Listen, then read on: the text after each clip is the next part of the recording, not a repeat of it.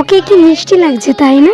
আজকে বড় বোনের জন্মদিন, সেই জন্য আমি সাজগুজ করে চলে এসেছিলাম কাকুদের বাড়িতে। সেই প্রথমে ওদের সাথে দেখা করি আর অনেক ফটো তুলি। এই যে ছোট্ট কিউটি রয়েছে, ওর দিদির আজকে জন্মদিন, সেজন্য ওকেও দেওয়া হয়েছে কেক কাটিং করতে।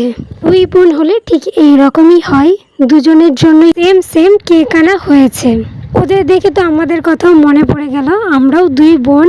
আমার যখন জন্মদিন ধরা হতো তখন আমার আর বোনের জন্য দুটো সেম জামা আনা হতো, শুধু কালারটা আলাদা। দুজনেই কেক কাটতাম, কিন্তু এখন আর ওইসব হয় না, এখন বড় হয়ে গেছি।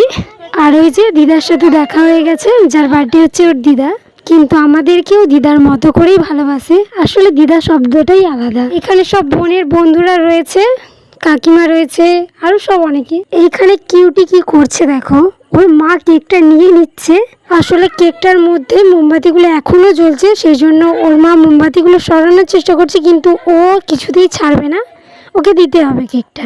চলো তাহলে ভিডিওটা আজকে এই পর্যন্তই, টাটা।